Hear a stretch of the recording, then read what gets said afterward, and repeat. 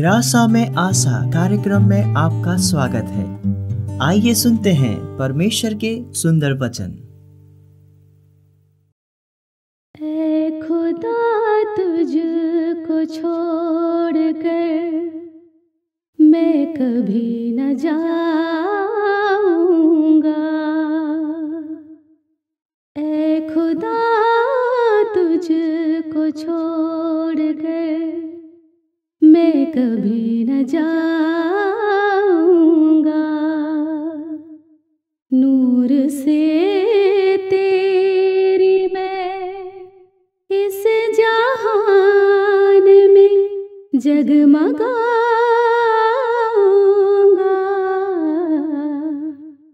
ऐ खुदा तुझको छोड़कर मैं कभी न जाऊंगा।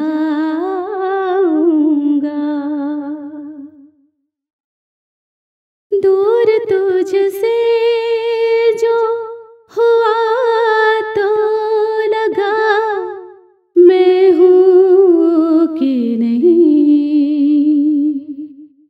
दूर तुझसे जो हुआ तो लगा मैं हूँ कि नहीं।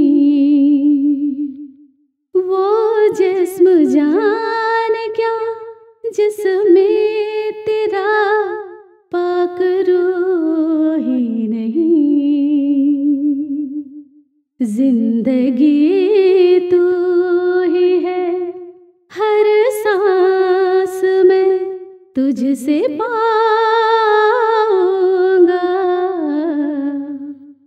ऐ खुदा तुझको छोड़कर मैं कभी न जाऊंगा।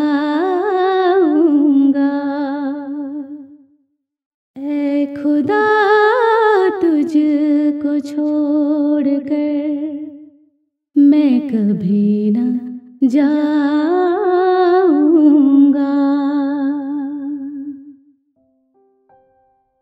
प्रिय श्रोताओं, आशा करती हूँ कि आप सभी जीवित परमेश्वर की दया से अच्छे और आनंदित हैं। और आज का हमारा विषय है छुपना नामुमकिन। कोई भी मनुष्य परमेश्वर से नहीं छिप सकता। परमेश्वर जिस उद्देश्य के लिए जिस मनुष्य को चुनते हैं उससे वो काम लेकर ही रहते हैं। आइए बाइबल में लिखी योना की पुस्तक से शिक्षा ले सकते हैं। अगर बाइबल पढ़ें तो स्पष्ट होता है कि योना की पुस्तक बाइबल की भविष्यवाणियों की अन्य पुस्तक से बिल्कुल अलग है। आइए बाइबल की लिखी योना की पुस्तक से शिक्षा ले सकते हैं। अगर बाइबल में पढ़ें तो स्पष्ट होता है कि योना की पुस्तक बाइबल की भविष्यवाणियों की अन्य पुस्तक से बिल्कुल अलग है। यह एक वर्णनात्मक पुस्तक है जिसमें एक भविष्यवक्ता योना के जोखिम से भरे कार्यों का वर्णन है। योना ने परमेश्वर की आज्ञा का उल्लंघन करने का प्रयास किया था। परमेश्वर ने योना को निनवे नगर जाने को कहा, जो इज़राइल के सबसे खतरनाक शत्रु विशाल अश्शूरी साम्राज्य की राजधानी थी। परंतु योना परमेश्वर के संदेश के साथ निनवे नगर नहीं जाना चाहते थे और स्वयं को परमेश्वर से छुपाने की नामुमकिन प्रयास करने की कोशिश की। परंतु परमेश्वर ने जिस उद्देश्य को योना भविष्यवक्ता के माध्यम से पूरा करना चाहते थे, परमेश्वर ने पूरा भी किया। योना भी परमेश्वर के एक भविष्यवक्ता थे। एलीशा भविष्यवक्ता के मृत्यु के कुछ समय बाद परमेश्वर यहोवा ने योना से कहा, निनवे नगर को जाओ। निनवे नगर जो बहुत बड़ा शहर है, वहाँ लोग बुरे बुरे काम कर रहे हैं और मैं चाहता हूँ कि तू उनके बुरे कामों के विरुद्ध प्रचार कर, क्योंकि उनकी बुराई मेरी दृष्टि में बढ़ गई है। इस विषय में तुम उन लोगों से बात करो।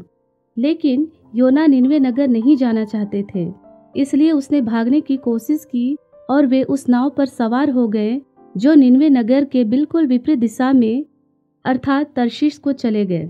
यह बात यहोवा को अच्छी नहीं लगी और यहोवा ने समुद्र में एक प्रचंड आंधी चलाई और समुद्र में बड़ी आंधी उठी, यहाँ तक कि जिस नाव में योना सवार थे वे नाव टूटने पर था।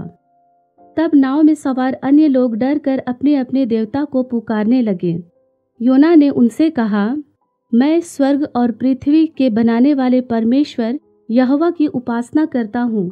यहोवा ने मुझे एक काम के लिए कहा था, पर मैं उसे करने के बजाय भाग रहा हूँ। इस पर नाविकों ने पूछा, इस तूफान को शांत करने के लिए तुम्हारे साथ क्या करना पड़ेगा? योना ने कहा, मुझे समुद्र में फेंक दो तो समुद्र शांत हो जाएगा। नाव चलाने वाले ऐसा नहीं करना चाहते थे, लेकिन तूफान इतना बढ़ता जा रहा था कि उन्होंने परमेश्वर को पुकारा और प्रार्थना की और मजबूरन योना को समुद्र में फेंकना पड़ा और तूफान शांत हो गया। यह देख नाव में सवार अन्य लोगों ने और नाविकों ने परमेश्वर यहोवा का भय माना और उसकी महिमा की। योना जब पानी में डूबने लगा तो एक बड़ी मछली ने उसे निगल लिया, लेकिन वह मरा नहीं। वह 3 दिन और 3 रात तक मछली के पेट में रहा। यहोवा की बात ना मानने और निनवे नगर ना जाने का योना को बहुत पछतावा हुआ और योना ने मछली के पेट में से स्वर्ग के परमेश्वर यहोवा की दुहाई दी। यहोवा ने उसकी प्रार्थना सुनी और मछली ने योना को समुद्र के किनारे उगल दिया। यहोवा ने उससे पुनः बात की और आज्ञा अनुसार योना निनवे नगर को चले गए। प्रिय श्रोताओ, बाइबल की इस पुस्तक योना की पूरी अध्याय को आगे पढ़ने पर पता चलता है कि यह पुस्तक सृष्टि पर परमेश्वर की पूर्ण प्रभुत्व को चित्रित करती है। और इससे भी सबसे महत्वपूर्ण बात यह है कि इस पुस्तक के माध्यम से परमेश्वर को प्रेम और दया का परमेश्वर के रूप में चित्रित किया गया है। इस पुस्तक में हम देखते हैं कि परमेश्वर अपनी प्रजा के शत्रुओं को दंड देने और नष्ट करने के बदले उनको क्षमा करना और उनका उद्धार करना चाहते हैं। लेकिन योना की कहानी की इस भाग से यह शिक्षा मिलती है कि किसी भी व्यक्ति के लिए परमेश्वर से छुपना नामुमकिन है। योना ने भी ऐसा ही करने का प्रयास किया, परंतु परमेश्वर ने उसको मौका दिया कि वे पश्चाताप करें और परमेश्वर की आज्ञा को पूरी करें। यदि योना समय रहते परमेश्वर से माफी ना मांगते और उनकी आज्ञा पूरी ना करते तो शायद परिणाम कुछ और होता।